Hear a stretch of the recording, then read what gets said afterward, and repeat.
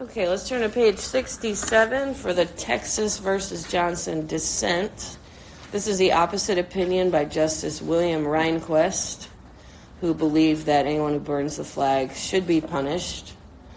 Paragraph 1. For more than 200 years, the American flag has occupied a unique position as the symbol of our nation, a uniqueness that justifies a governmental prohibition against flag burning in the way Respondent Johnson did here.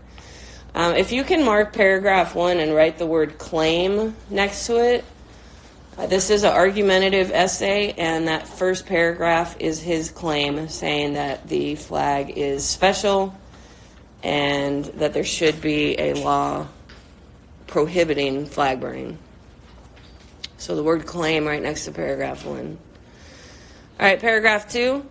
At the time of the American Revolution, the flag served to unify the 13 colonies at home while obtaining recognition of national sovereignty abroad. So sovereignty, we just wrote down the definition. It gave the 13 colonies a recognition of power to other countries.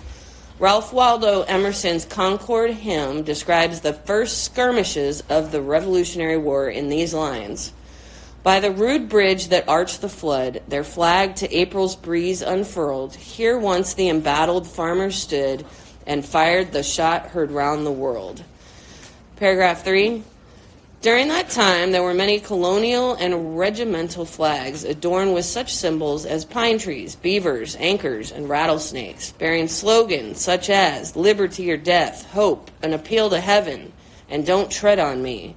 The first distinctive flag of the colonies was the Grand Union flag, with 13 stripes and a British flag in the left corner, which was flown for the first time on January 2nd, 1776, by the troops of the Continental Army around Boston. By June 14, 1777, after we declared our independence from England, the Continental Congress resolved, we're turning to page 68, the top of that page is still paragraph 3, that the flag of the 13 United States be 13 stripes, alternate red and white, that the Union be 13 stars, white in a blue field, representing a new constellation. And this was written by the Continental Congress in 1774. That was the first description of what the official United States flag should look like. Paragraph 4. One immediate result of the flag's adoption was that American vessels harassing British shipping sailed under an authorized national flag. Without such a flag, the British could treat captured seamen as pirates and hang them summarily. That means hanging them quickly without a trial. With a national flag, such seamen were treated as prisoners of war. During the War of 1812, British naval forces sailed up Chesapeake Bay and marched overland to sack and burn the city of Washington. They then sailed up the Patapsco River to invest the city of Baltimore, but to do so it was first necessary to reduce Fort McHenry in Baltimore Harbor.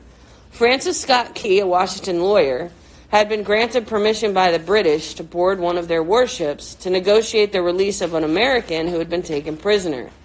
That night, waiting anxiously on the British ship, Key watched the British fleet firing on Fort McHenry. Finally, at daybreak, he saw the fort's American flag still flying. The British attack had failed. Intensely moved, he began to scribble on the back of an envelope the poem that became our national anthem. Oh, say can you see by the dawn's early light what so proudly we hailed at the twilight's last gleaming, whose broad stripes and bright stars through the perilous fight over the ramparts we watched were so gallantly streaming.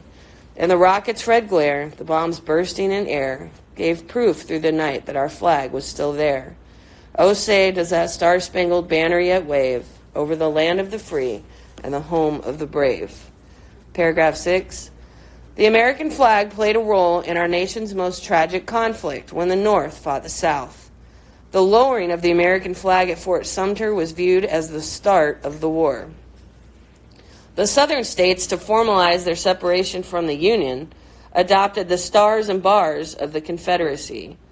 The Union troops marched to the sound of, "Yes, we'll rally round the flag, boys, we'll rally once again." President Abraham Lincoln refused proposals to remove from the American flag the stars representing the rebel states, because he considered the conflict not a war between two nations, but an attack by 11 states against the national government. By the war's end, the American flag again flew over an indestructible union composed of indestructible states. Paragraph 7 at the bottom of 68. The American flag, then, throughout more than 200 years of our history, has come to be the visible symbol embodying our nation. It does not represent the views of any particular political party, and it does not represent any particular political philosophy. The flag is not simply another idea or point of view competing for recognition in the marketplace of ideas. Millions and millions of Americans regard it with an almost mystical reverence, regardless of what sort of social, political, or philosophical beliefs they may have. I cannot agree that the First Amendment invalidates the act of Congress and the laws of 48 of the 50 states, which make criminal the public burning of the flag.